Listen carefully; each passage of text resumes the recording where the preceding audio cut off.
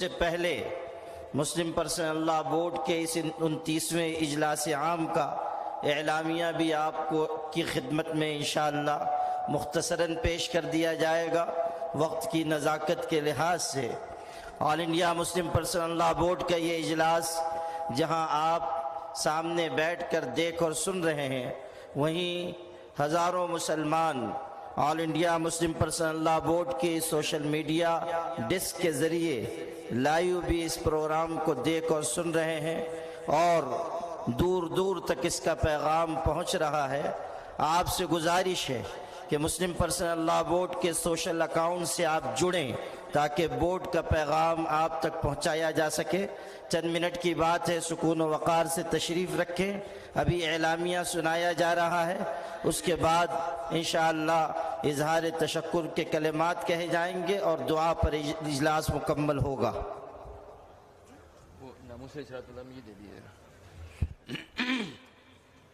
بسم اللہ الرحمن الرحیم، الحمد للہ رب العالمین، والصلاة والسلام علی النبی الکریم وعلی آلہ واصحابہ اجمعین۔ آل انڈیا مسلم پرسنل لا بورڈ 29واں اجلاس عام 23-24 نومبر 2024 بنگلور میں تمام مسلمان بھائیوں اور بہنوں سے اپیل کرتا ہے کہ ملک کے موجودہ حالات میں سب سے زیادہ ضروری بات یہ ہے کہ مسلمان اپنے اندر دین پر ثابت قدمی رہنے کا جذبہ پیدا کریں اور طے کر لیں کہ ان کو جیسی بھی آزمائش سے گزرنا پڑے، معیشت اور کاروبار کا خطرہ ہو، جان کے لالے پڑ جائیں، نوجوانوں کو بے قصور جیل میں بھیج دیا جائے، لیکن ہر قیمت پر اپنے اور اپنی نسلوں کے ایمان کا تحفظ کریں گے انشاءاللہ۔ اس وقت فرقہ پرست طاقتیں کئی جہتوں سے مسلمانوں کو ان کے دین سے منحرف کرنے کی کوششیں کر رہے ہیں۔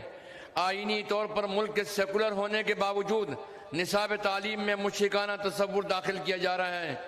کلچرل پروگراموں کے نام پر دیوی دیوتاؤں کا تقدس صحن میں بٹھایا جا رہا ہے۔ ملک کی شاندار اور قابل فخر تاریخ جس کا تعلق مسلم دور سے ہے، اس کو نصاب سے باہر کیا جا رہا ہے۔ شہروں، سڑکوں اور اداروں کے ان ناموں کو بدلا جا رہا ہے جن سے مسلمانوں کی نسبت کا اظہار ہوتا ہے۔ ایک طرف مسلمان لڑکوں کے غیر مسلم لڑکیوں سے نکاح کو تو جہاد قرار دیا جا رہا ہے، اور دوسری طرف مسلمان لڑکیوں سے غیر مسلم لڑکوں کے تعلق کی حوصلہ افزائی کی جا رہی ہے، اور علی الاعلان اس کی ترغیب دی جا رہی ہے کہ مسلمانوں کو گھسپیٹیا کہہ کر برادران وطن کی نظر میں ان کی عزت اور وقار کو مجروح کیا جا رہا ہے۔ ان سب کا مقصد یہ ہے کہ مسلمان اپنے دین، اپنی شریعت، اپنے مذہب، اپنی تہذیب اور اپنی تاریخ کے بارے میں احساس کمتری میں مبتلا ہو جائیں، اور جب کوئی قوم احساس کمتری میں مبتلا ہو جائے تو اس کو اپنی فکر اور اپنے عقیدے سے منحرف کر دینا اور اکثریتی سوچ میں جذب کر لینا آسان ہو جاتا ہے۔ اس لیے یہ بات بہت ضروری ہے کہ مسلمان اپنے اندر جذبہ استقامت پیدا کریں۔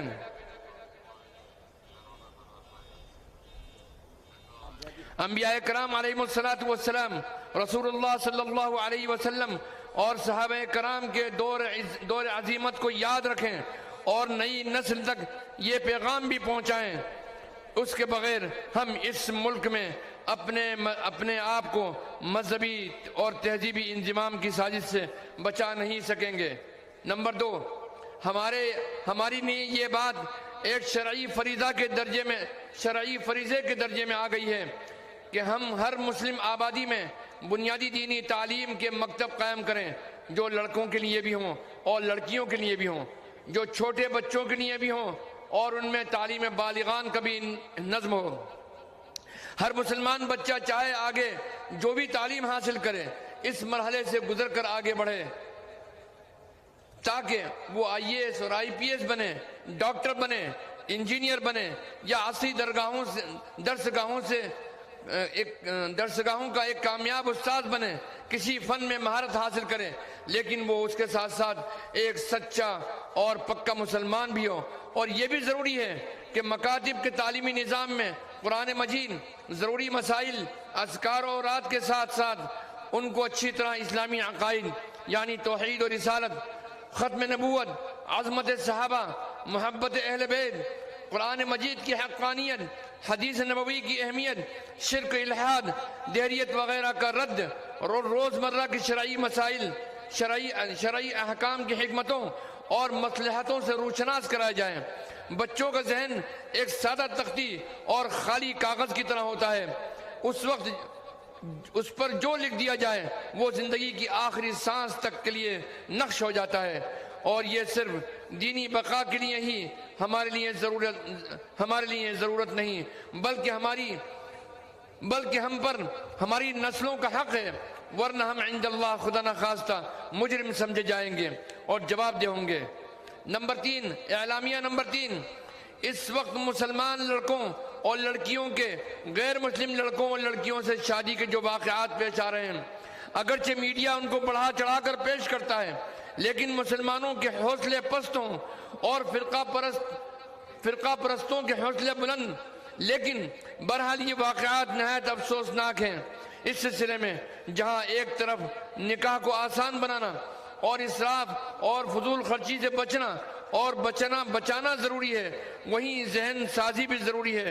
نوجوان لڑکوں اور لڑکیوں کا ذہن بنایا جائے کہ دین کی اہمیت مال و دولت سے زیادہ ہے، اور غیر مسلم سماج میں رشتہ کرنا آخرت کے لیے تو ہے ہی نقصان و خسران کا باعث، لیکن ایسا رشتہ کرنے والے لڑکے اور لڑکیاں دنیا میں بھی تنہا ہو جاتے ہیں اور کوئی سماج انہیں قبول نہیں کرتا ہے۔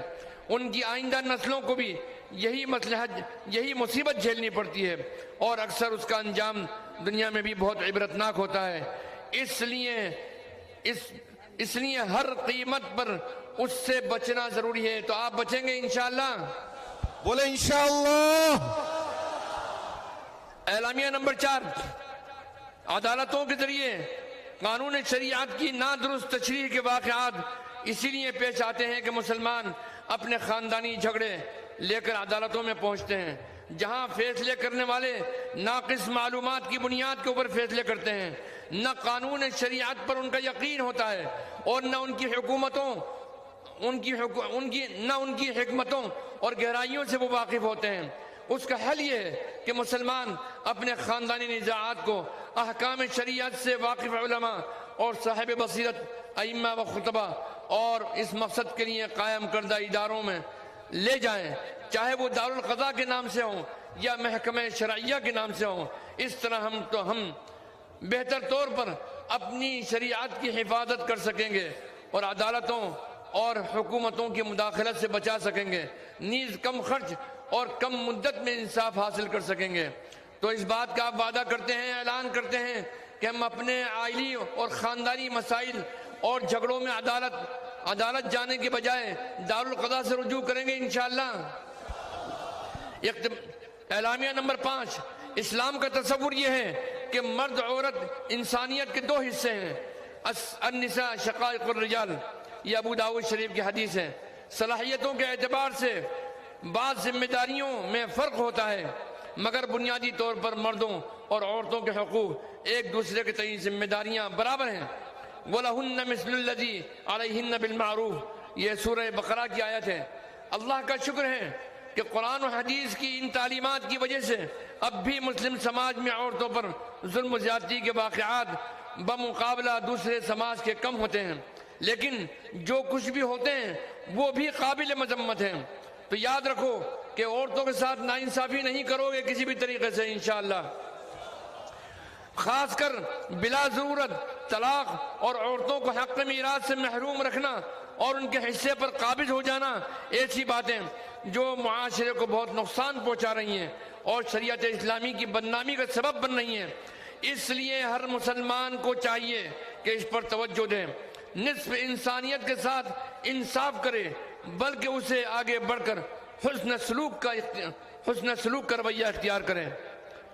اعلامیہ نمبر 6، ہم ایک ایسے سماج میں رہتے ہیں جو مختلف مذاہب کے ماننے والے جہاں مختلف مذاہب کے ماننے والے قیام پذیر ہیں، ایسے ملے جلے سماج کے لیے خصوصی طور پر مسلمانوں کو رواداری اور وسیع الاخلاقی کا رویہ اختیار کرنا چاہیے، آگے بڑھ کر تعلقات کو بہتر بنانے کی کوشش کرنی چاہیے، اور اس بات کا بھی خیال رکھنا چاہیے کہ ہم نبی رحمت صلی اللہ علیہ وسلم کی امت ہیں، اور تمام عالم کے لیے امت دعوت ہونے کی حیثیت سے رحم و کرم، عفو و درگزر اور خوش اخلاقی اور مروت ہمارا فریضہ ہے۔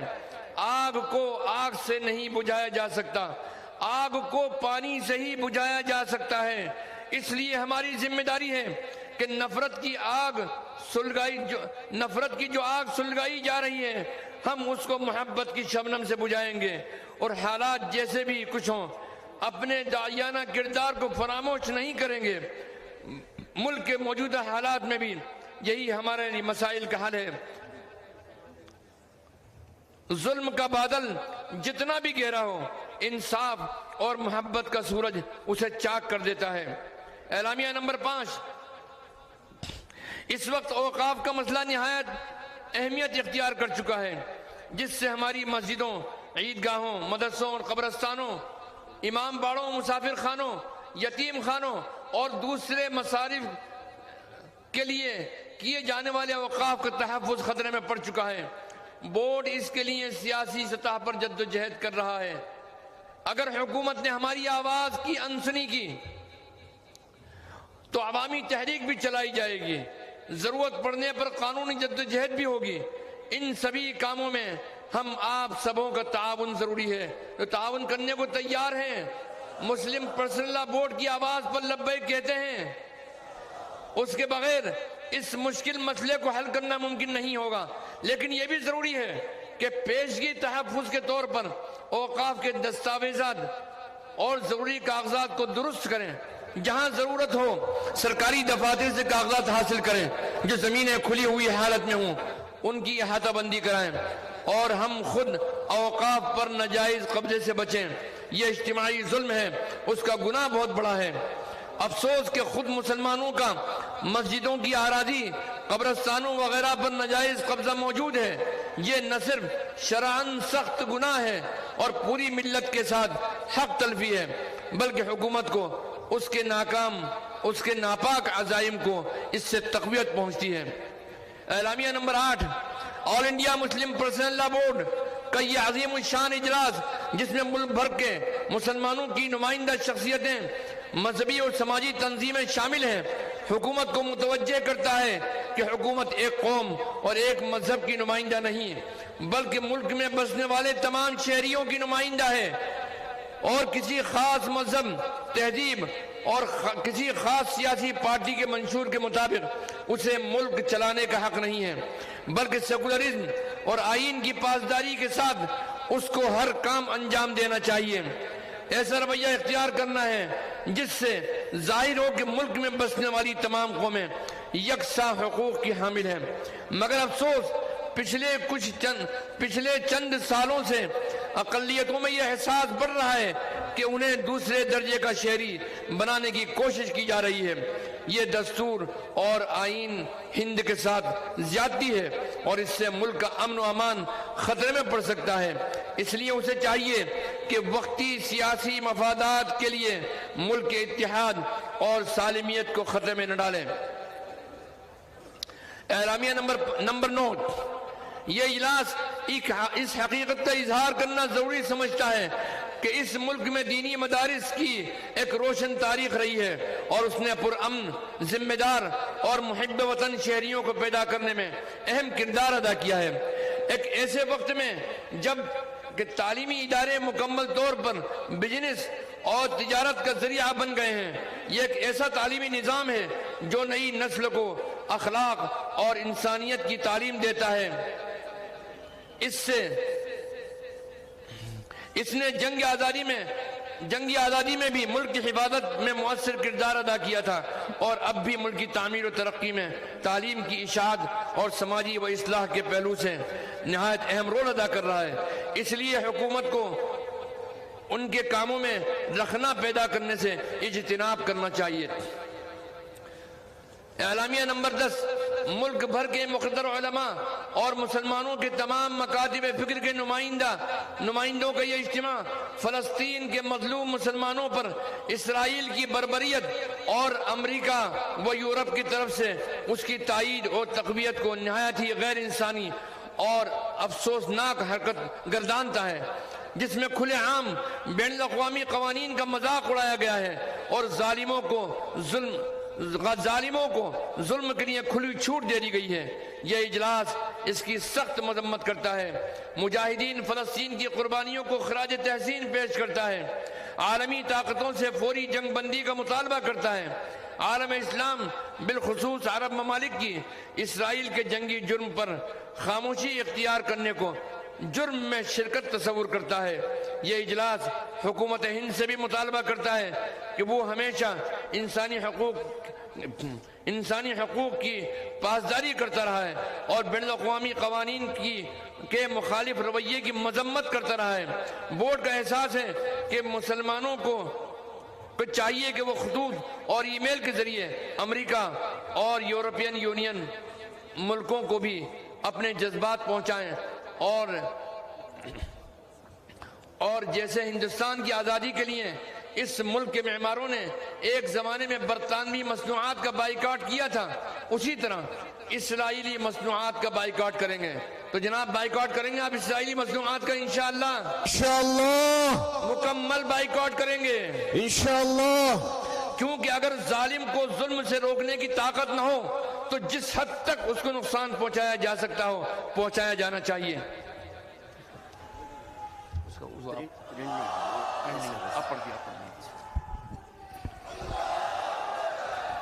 جزاکم اللہ خیرن کثیرہ۔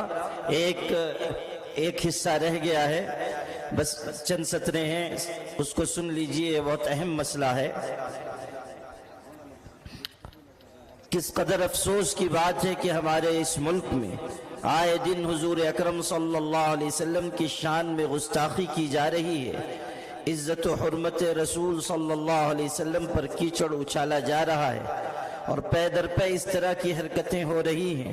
پھر یہ بات بھی تکلیف دینے والی ہے کہ شان رسالت صلی اللہ علیہ وسلم میں گستاخی کرنے والے مجرم کھلے عام پھر رہے ہیں، ان پر کوئی قانونی کارروائی بھی نہیں کی جا رہی ہے، بلکہ ایک طرح سے ان کی حوصلہ افزائی کی جا رہی ہے۔ حضور اکرم صلی اللہ علیہ وسلم انسانیت کی حقیقی مسیحا ہیں اور سارے جہان والوں کے لیے باعث رحمت ہیں۔ ایسی پیاری مقدس اور محبوب شخصیت کی شان میں گستاخی کرنا نہایت مجرمانہ عمل ہے۔ آج کا یہ اجلاس شان رسالت میں گستاخی کرنے والوں کی سخت الفاظ میں مذمت کرتا ہے اور حکومت ہند سے مطالبہ کرتا ہے کہ وہ حضور اکرم صلی اللہ علیہ وسلم نیز ہر محترم و مقدس شخصیت کی اہانت کو روکنے کے لیے مضبوط اور مؤثر قانون بنائے اور اس کا نفاذ کرے۔ آپ سب اس تجویز کی تائید کرتے ہیں؟ ہاتھ اٹھا کر کہیے۔ جزاکم اللہ خیرا کثیرا۔